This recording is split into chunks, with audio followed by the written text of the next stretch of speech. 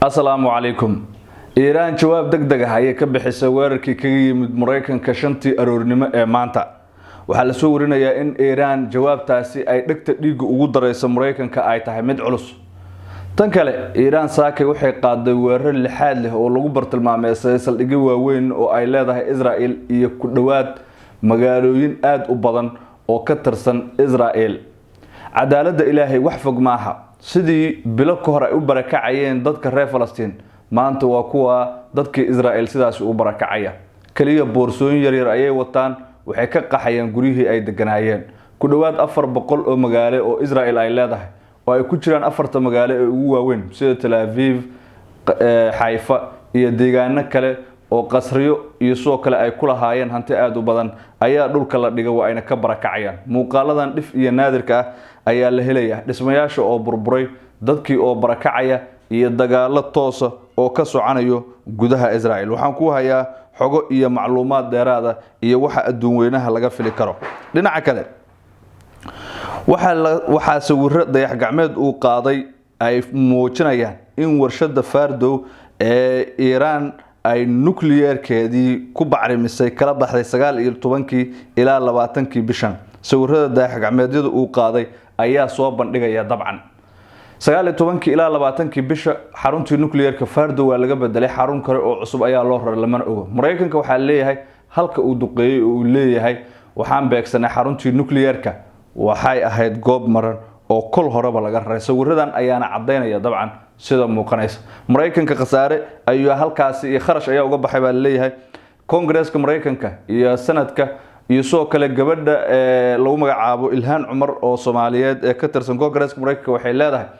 Trump kalama uusan tashan Congress-ka arrinkan talaabadan dhaqaalaha Mareykanka uu ku burburiyana waa lagu xisaabtami doonaa ayay tiri haweeneydaas waxaan ku hayaa xogo iyo macluumaad ee soo baxaya sidoo kale Turkiga warweyn ayuu ka soo saaray dagaalka wakaalada wararka Iiraan waxay sheegaysaa in saaka ciidamada kacaanka ay adeegsadeen gantaalka la yiraahdo Khaybar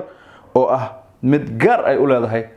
Iiraan saakay waxa gowda lagaga siiyay Israa'iil waa gantaalkan Khaybar la yiraahdo sidoo kale xuutiyiinta wadanka Yemen iyaguna waxay ku dhawaaqeen dhamaadka xabad joojintii ay la gareen Mareykanka xaalkan in uu yahay dagaal ay iyaguna sheegeen waxaan ku hayaa xogo iyo macluumaad dheeraad ah 20 qof ay geeriyootay 600 ku dhawaadna waa ay dhaawacmeen kadib markii diyaaradaha dagaalka ee Israa'iil Tel Aviv ay ku qaadeen subaxnimadii maanta warar iyo macluumaad dheeraad ayaa soo baxaya Iiraan waxay ku dhawaaqday in Mareykanka ay ka argoosanayso filasho nooca ayaa la filayaa madaxweyne Trump qolka duqeymaha tooska laga socdo ee aqalka cad ayuu ilaa hadda ku sugan yahay isagoo halkaas ka indhaynaya sida ay raggiisu wax yeeleen waxaan ku hayaa xogo iyo macluumaad dheeraad oo soo baxaya guud ahaan waxaan ka hadlaynaa ama barnaamijkan aan ku faaqideynaa weerarkii Mareykanka uu ku qaaday Iiraankii ay ku qaaday Israa'iil iyo halka ay wax marayaan Iiraan waxa lagu talinayaa in aysan Mareykanka saldhigyadiisa bariga dhexe weerarin bagabigooduba ee ay nag ka siiso Israa'iil oo ay markaas weerar ku qaado haddii xitaa Mareykanka gudaha uu soo galo Iiraan in aysan jawaab ka bixin oo Yahuudu ay cirib tirto ayaa lagu talinayaa fakarkaaga waa muhiim qaybta hoose ee faalada noogu reeb haddii dagaaladan iyo sidoo kale mowduucyada aan ka hadlayna aad ku qanacdidna waxaan ka codsanayaa muuqaalka like saarto waxay naga saacidaysaa in muuqaalkeena meel fog uu gaaro haddii aad subscribe soo tiraahdana waxaan ka ogsoonahay qalbiga oo aan kaaga mahadcelinaynaa muuqaalka like saar subscribe soo dhig channelka waa mahadsantahay saaxiib hagaag mowduuceena ayaan toos u guda galaynaa haddii alla weyne laga helo warbaahinta NBC oo soo xiganaysa mas'uuliyiin ka tirsan aqalka cad ee Mareykanka ayaa waxa la sheegay ama ay baahinaysaa in Mareykanka uu isku diyaarinayo weerar kaga imaan doono dhinaca Iiraan kadib markii xalay Trump uu amray in weerar uu ku qaado 3 xarumood oo bartilmaameed u ahaa isla markaana lagu tuhmayo in ay yihiin xarumaha nuclear-ka Iiraan NBC ayaa sheegaysa in aan la aqoonin jawaabta ay Iiraan bixin karto laakiin gobolka oo dhan ay markaasi qalqal ku beereyso iyo sidoo kale dalal kale oo safaarado uu ku leeyahay Mareykanka Iiraan uma badna in si toos ah ay u weerari doonto Mareykanka gudihiisa laakiin gobolka bariga dhexe oo xitaa xaruntiisu ugu dhow 400 kilomitir wax ka yar ay ku jirtaa oo dalal waxay ku yaalaan Suuriya, Ciraaq iyo sidoo kale dalal kale oo dhowr oo Mareykanka saldhigi ku leeyahay waxa laga cabsi qabaa in Iiraan weeraradaas noocaas ay qaado dhinaca kale sawir uu qaaday dayax gacmeedka maxar la yiraahdo ayaa muujinaya in Iiraan warshada Fardo ay kala baxday hubkeedii nuclear-ka bacrimisna waa kii diyaarsanaa 19 ilaa 20 bishan sida sawirada dayax gacmeedkan ka muuqata taas oo ka dhigaysa duqeyntii Mareykanka balaayiin dollar oo khasaartay hay'adda quwadda atomikada caalamiga ah ee adduunka u qaabilsan ayaa Mareykanka waxa ay sheegtay in uusan jirin wax ilaa ay hadda muujinaya raadadka in la weeraray xarumihii nuclearka ee Iran balse Mareykanka uu khasaariyay dhaqaale aad u badan oo balaayiin dollar gaaraya sida markaasi ay sheegayso hay'adda quwadda atomikada adduunka u qaabilsan sarkaal sare oo Iran ayaa aroornimadii maanta duqeynta markii ay dhacday waxa uu sheegay in Fordow aysan waxba oolin sidaas oo kalena Isfahan halka la yiraahdo Mareykanka uu bartilmaameedkiisa labaad ahaa iyaduna si lamid ah aysan wax oolin taas ayaana ka dhigaysa Mareykanka in uu wajihi doono hadii ay dhab noqdaan wararkan fashil xoogan Mareykanka ceeb iyo fadeexad ay ku tahay in isaga oo weerar noocaas ah fuliyay sidoo kalena dhaqaale aad u badan ku bixiyay markaas bartilmaameedkiisa uu noqon waayo midkii loo baahnaa dhinaca kale wargeyska New York Times la yiraahdo oo soo xiganaya saraakiil Iiraaniyiin ayaa waxa uu sheegay in jawaabta Iran ay ka bixinayso weerarka Mareykanka ee maanta ay tahay in hogaamiyaha ruuxiga Iran Ayatollah Ali Khamenei oo xiriirkiisa markaasi ama si toos ah uu isagu amar u bixiyo amarkaas ayaana Iran ay ku duuli doontaa sida rumaysan warbaahinta Iran waxay sheegaysaa in kulan gaar ah ay leeyihiin saraakiisha guddiga amniga qaranka ee Iran oo ay ka wada hadlayaan jawaabta Mareykanka xilli ilaalada kacaanka ay sheegeen in hadafka koobaad uu yahay saldhigyada Mareykanka ee bariga dhexe qaar ka mid ah saldhigyada bariga dhexe oo ku yaala khaliijka ayaa Iran u jira wax ka yar 400 oo kiiloomitir taas oo ay gaari karaan gantaalada duqoobay iska dhaxita kuwa kale Iran gantaaladeeda gaboobay ayaa gaari kara waa leeyahay saldhigyada dalalka Carabeed uu ku leeyahay Mareykanka waxaana laga sugayaa jawaab dhinaca kale wakaalada wararka ee Iran ayaa sheegaysa in saaka ciidamada kacaanka ee Iran ee hubka ay ku howlgaleen uu ahaa gantaalada lagu magacaabo Khaybar oo gaar ay u leeyihiin Iran oo ay ku beegsatay magaalooyinka Tel Aviv magaalada kale ee aadka u basbaashay ee Yahuudu saaka laga gubay ee Nazonia la yiraahdo iyo soo kale magaalada Haifa iyo deegaanka Qaysariya ee ay boqortooyada iyo soo kale maalqabeenadu degan yihiin magaalooyinka laga barakacay xad malaha aad ay u badan yihiin dagaalkan waxa ku soo biiraya kooxo islaamiyiin oo ay ka mid tahay Xuutiyiinta wadanka Yemen Xuutiyiintu waxay ku dhawaaqay in dhammaan wada xaajoodidii ay soo idlaadeen halkan hadda uu yahay kaliya xabad isla markaana ay tahay in ay jawaab culus iyagu bixiyaan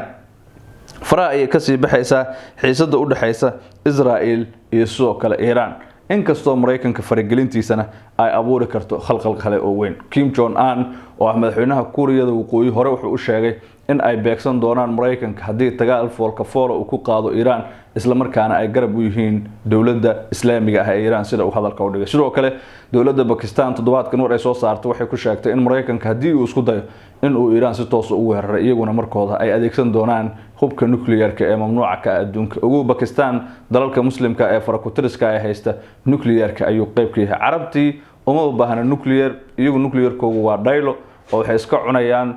xoolihii ay qasheen adduunkaba kama warhayaan dadna gaajo ay u la'aanayaan kuwana maxaa hub u sameysanaysaan ayaa loo gumaadaya halka dad badan ay markaas ku tilmaameen Carabta kuwa aan damiir lahayn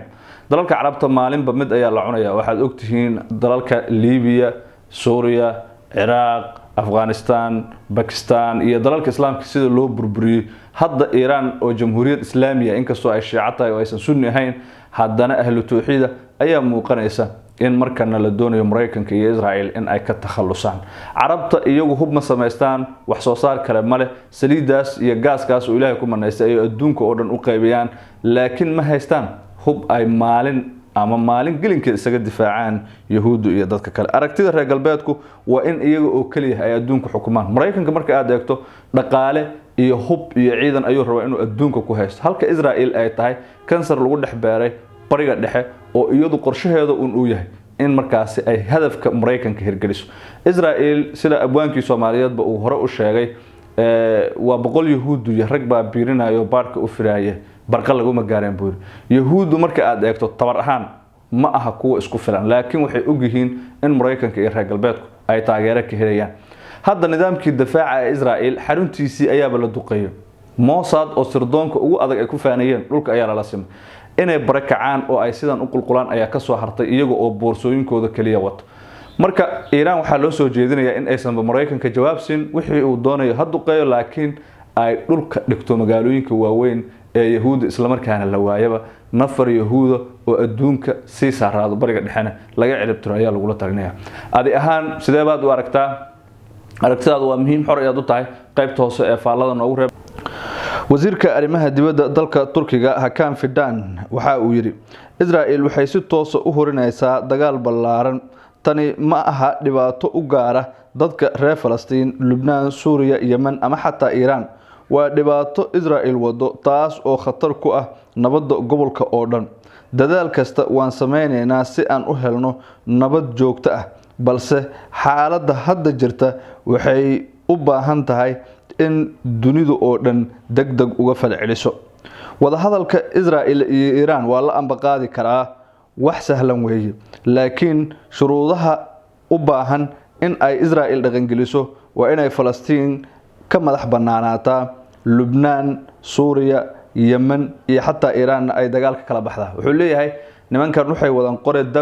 dabkaas ay la wareegayaan oo dal walba ay kula wareegayaan haddii wada hadal aan galayno waa in Israel ay si toos ah u joojisaa faragelinta ay ku hayso dalalka muslimiinta ah haddii kale nabadooda ha galaano oo Iran xasuuqda ayuu dabcan ula jeedaa maanta kol hore waxa la arkayay duqeymo lixaad leh oo ku socanayo Tel Aviv Haifa iyo soo kala deegaano kale waana labada magaalo ugu waaweyn Israel waxa la soo sheegay inuu jiro dhimasho iyo dhaawac nidaamkii difaaci ay Yahuudu naftooda ugu beeshagayeen meesha uu ka baxay oo gabi ahaanba uu burburay hadda ma jiro wax nidaam difaac la yiraahdo oo ay Israel haysato ugu yaraan dhulka hoostiis in ay galaan oo ay gabaad ka dhigtaan bay fursad u haystaan mooye ma jirto markaasi nidaamkii difaaca ee hawada Israel sidaas waxa xaqiijiyay mid kamid ah warbaahinta Israel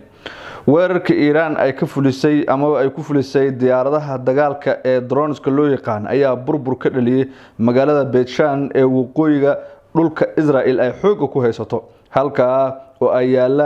ku yaalaan saldhigyo waqooyiga militariga ee Israel ay halkaas ku leeyihiin dabcan muuqaalada la arkaya waa kuwa markaasi dhif iyo naadir ah waxaana muuqanayo burbur lixaad leh waxaana dhulka la simay xarumihii sirdoon ee waqooyiga ku yaalay sidoo kale Iran waxay u muuqataa inay si dhameystiran u jibisay difaaca Israel markii gantaalada Iran ay ku dhufatay ama gantaalo ay ku burburisay nidaamka difaaca hawada balse wararkii ugu dambeeyay oo wax yar ku hor soo baxay waxay leeyihiin Iran waxay adeegsanaysaa diyaarado aan hore loo arag iyo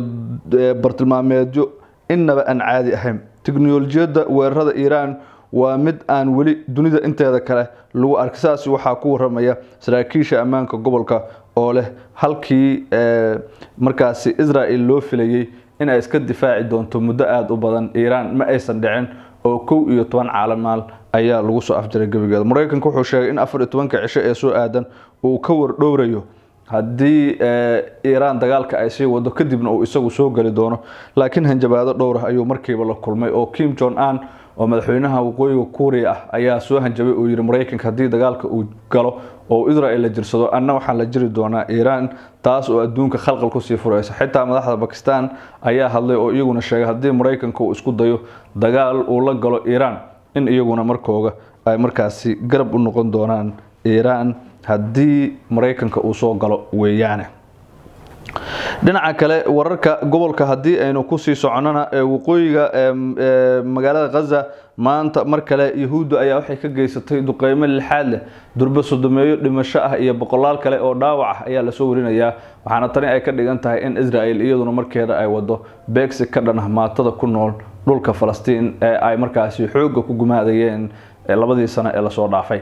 Israel markii ay ku fashilantay dhinaca dagaalka Iran ay u jeesatay dhinaca reer Falastiin oo aan iyagu hub sidaas u badan haysan sidoo kalena aan lahayn nidaam difaac sida muuqanaysa